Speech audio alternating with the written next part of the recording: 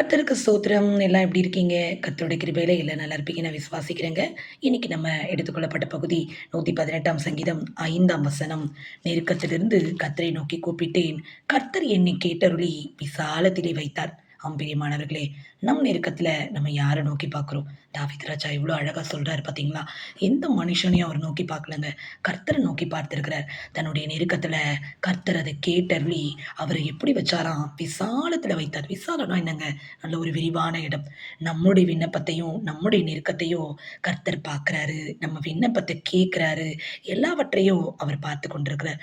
எந்த மனுஷன் கைவிட்டாலும் தேவன் நம்மள கைவிட மாட்டாருங்க. அதான் கீழ வசனம் சொல்லப்படுது. கர்த்தர் என் பட்சத்தில் இருக்கிறார். நான் பயப்படேன். மனுஷன் எனக்கு என்ன செய்வான்? எந்த மனுஷனாலயும் எதுவும் நம்மளுக்கு செய்ய முடியாதுங்க. ஏன்னா, நம் பட்சத்தில தேவன் இருக்கிறார். அதனால எத குறிச்சும் பயப்படாதீங்க. யார் எனக்கு விரோதமா எழும்பினாலும், கர்த்தர் என் பட்சத்தில இருக்கும்போது, கர்த்தர் அவர்களை பார்த்துக்கொள்வார். நமக்கு அனுகூலம் பண்ண, நம்ம கூட இருந்து நமக்கு உதவி செய்ய நம் தேவனால கூடும். அதனால நீங்க எத குறிச்சும் கவலைப்படாதீங்க. அது மட்டும் இல்லங்க. கீழ 8ஆம் வசனம் சொல்லப்படுது. மனுஷனை நம்புவதை பார்க்கிலும் கர்த்தர் பேரில் பற்றுதலாய் இருப்பது நலம்.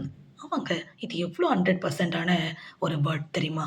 ஏன்னா, நம்ம நெறைய சூழ்நிலையில மனுஷன நம்பி போறோம். நம்ம வாழ்க்கை என்ன ஆகுது? ஒரு கைவிடப்பட்ட சூழ்நிலை. ஆனா, கர்த்தர நம்பி நம்ம வாழும்போது, இந்த தாவீது ராஜா சொல்றது மாதிரி, நம்ம கர்த்தர் பேர்ல பற்றுதலா இருந்தோம்னா, நம்ம வாழ்க்கையில அது நலமாய் காணப்படுங்க. அது மட்டும் இல்லங்க, இந்த அதிகாரம் முழுவதும் பிரபுக்களை நம்புவதை பார்க்கிலும், கர்த்தர் பேரில் பற்றுதலா இருப்பது நலம். ஆமாங்க. நமக்கு உதவி செய்ய, நம்மளோடு கூட இருந்து நம்மள வழிநடத்த நம்ம தேவனால கூடுங்க. 121ஆம் சங்கீதத்தில கூட 120ஆம் சங்கீதம் 1ஆம் வசனம் கூட சொல்லுது, "என் நெருக்கத்தில கர்த்தரை நோக்கி கூப்பிட்டேன். அவர் எனக்கு செவி கொடுத்தார்." நிச்சயமாங்க.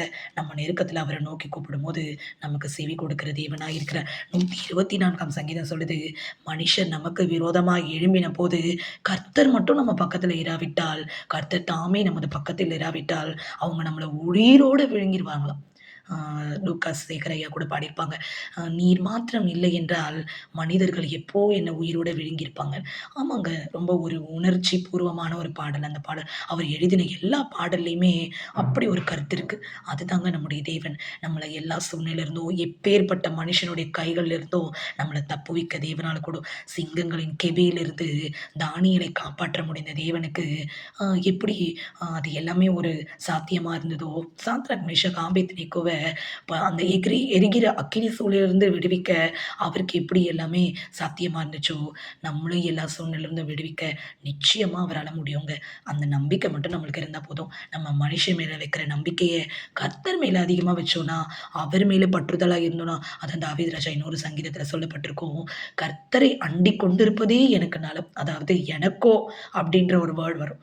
எனக்கோ அப்படின்னா, மற்றவர்களுக்கு எப்படியோ எனக்கு தெரியாது. எனக்கு கர்த்தர மட்டும் நான் அண்டிக் கொண்டிருந்தா போதும்.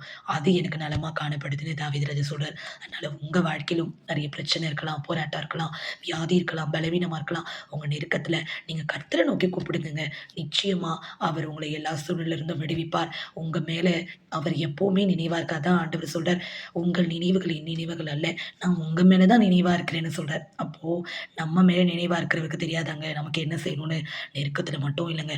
எல்லா சூழ்நிலையில இருந்தும் கர்த்தர நோக்கி நீங்க கூப்பிடுங்க. அதே மாதிரி யோனான்ற மனுஷன் கூட மீன் வயிற்றிலிருந்து தேவன நோக்கி கூப்பிட்டாருங்க.